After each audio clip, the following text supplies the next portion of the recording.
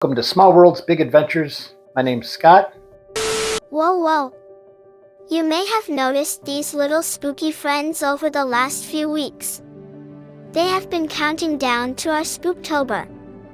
My humans will be reviewing a different horror board game each day in October. They will also be giving away a board game each week. So tune in on October 1st. Today we were going to be talking about a new campaign that we are starting at home.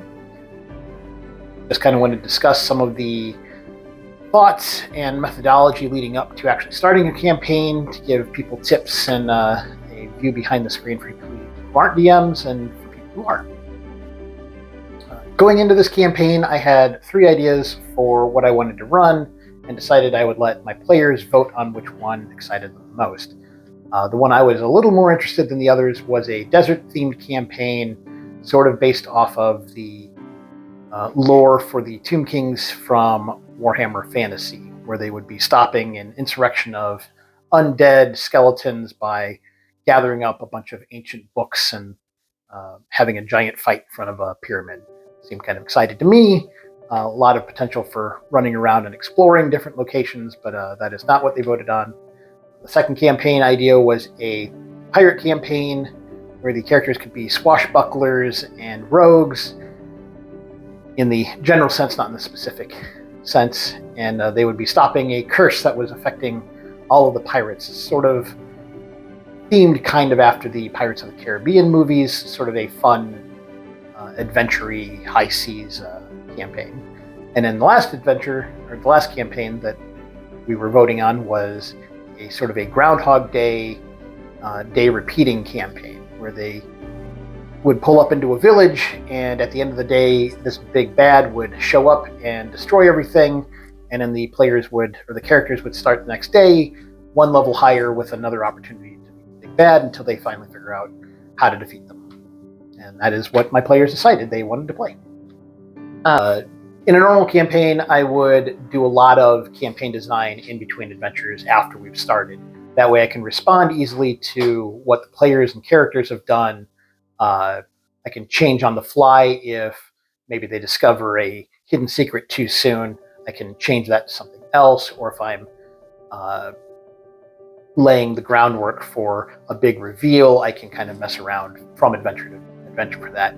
For this, because of the way that this adventure is going to be designed, it'll take place in a fairly small village, but it'll take place using the same day over and over again. I need to do a lot of that design well ahead of when we actually start the campaign. I need to know where NPCs will be at basically every hour of the day. I need to know what their routines are. I need to know basically everything about them that might come up for players, because players need to feel that if they do something in the village, they will have an impact on how that day plays out.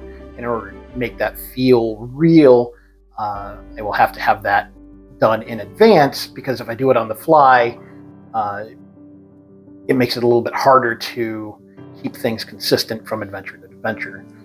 So a lot of my preliminary work will be working on the village, making sure I get all the NPCs down, a lot of stuff for the big bad, and kind of at least the first few minions and stuff of his that you might run across. My plan is to have some adventure encounters outside of the village. Those I can leave until a little bit later, because I imagine the first few adventures will take place in the village itself. One of the reasons why I chose a village rather than, say, a city or a town is because I can keep it small, condensed, and I don't have to do just a whole lot of stuff that will possibly not even end up being used for the campaign. There are a number of design choices I need to make well ahead of time as well, even before I put pen to paper, or at least when I'm writing my preliminary notes. One of those is how to start each day. There's a couple of options that I can go with. Actually, there's a few options I can go with. One of which would have been maybe the players were all characters in the town, from bakers to blacksmiths, and then they go throughout that first day as normal, and then they run into the big bad and it kills them, but they level up going into the next day. That would be interesting. It would give the characters and the players kind of a tie into the town and a really good reason to defend it. But I decided I wanted to go with a different route, mainly because I feel like the beginning of each day is probably consistently going to be maybe the most, if not the second most important part of those days. I want it to be a good delineation between adventures. I want the start of the day to be both a refresher, a definite change between the adventures, and also a clarion call to the next adventure. I want it to feel impactful, and I want it to feel consistent. The end of the day could be different. The big bad shows up and lays waste to the village, and presumably that will kill the characters most of the time, but they could die earlier in the day. So it's not necessarily going to be a consistent mark through all of the adventures, whereas the beginning of the day always will. And so I decided what I want is for the players to have arrived on an overnight carriage, and the beginning of the day will be the carriage driver announcing their arrival at the village and then spilling out of the carriage or whatever. But it'll be in the same way that Groundhog Day starts with the radio playing every time. This will start with the carriage driver every time, and it will be hopefully impactful as the campaign goes on. Note from the person behind the camera: if you are too young and do not know the reference to Groundhog Day, it's a movie, not just a holiday in February. If you don't know Groundhog Day, you should go watch it.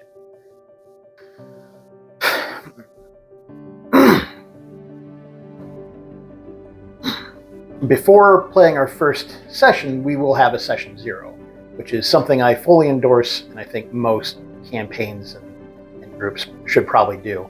A lot of times, session 0 is used to make characters. It's used to discuss what campaign you're going to be playing, especially if you don't know ahead of time. But it's also used to discuss what expectations there will be. Behavior at the table, whether or not you allow drinking or smoking, what boundaries people have. For instance, you might not enjoy really gory, graphic details of combat, as well as various other things that some people get squeamish about, and rightfully so. Some of that we won't be discussing. The players that I have in my group I've been playing with for a number of years, and I think we're pretty comfortable with our play styles, but we will be making characters and discussing links between the characters. Coming up with links between characters is a good way to make the party have some cohesion that can carry through a campaign. A lot of times, especially later in a campaign, you might have morally gray areas that'll come up, and sometimes a character will have almost no reason to continue on with the group if they don't have links to at least some of the other characters. When you have characters ranging from paladins who follow lawful good gods to rogues who like to steal from the local constabulary, you can have a lot of issues in inter-party issues and interpersonal issues that could cause friction that, if these were real people, would probably break them up. And you don't want that if you want to run a long-term campaign. One of the things I'm excited about is we have a 3D printer, and we enjoy printing out figures for our players. Currently, I have a subscription to Eldritch Foundry, and so at session 0 or before session 1, my players will get to get on and create their own character and design it how they want.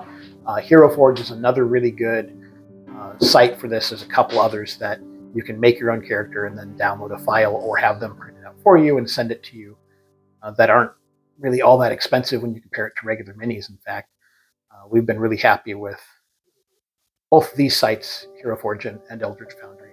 I've been really excited to use my 3D printer. We use a lot of combat figures and battle maps and the like. We've really enjoyed it. There are many different ways that you can design a campaign, and there are almost as many different ways as there are DMs. I've known some people who write almost nothing ahead of time and just pretty much improv everything at the session, maybe taking a few notes to try and keep their games consistent. I know some people who spend hour upon hour ahead of time writing down every little detail of their world and the characters, only to have a lot of it not come up.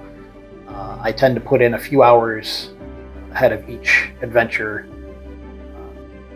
usually 2 or 3 hours in a week, depending on how often we're playing. This one will probably be quite a bit more going into it. I like to have at least a good idea and a lot of bullet points for different characters and different locations so that I can remember what's going on and where. This will also include a lot of timetables for me, so it'll be a lot of work ahead of time, and some of it'll be different work than I normally go through. I don't usually put down a farmer's daily routine, for instance, but I need to have an idea of what that routine is, and then if something weird happens on his farm, what he's likely to do to respond to that in a consistent way so that it's their adventure to adventure. But if you've got a different way that you prep your adventures or would like to know more about prepping adventures, please comment below. Please like and subscribe. Hit that notification bell so we can let you know when we've got new videos coming out. We'll probably talk more specifically on this adventure as we go through, and our website might even have some of the notes that we end up doing, just so you can kind of take a look at both what I do and then what goes on with this specific thing. Thank you.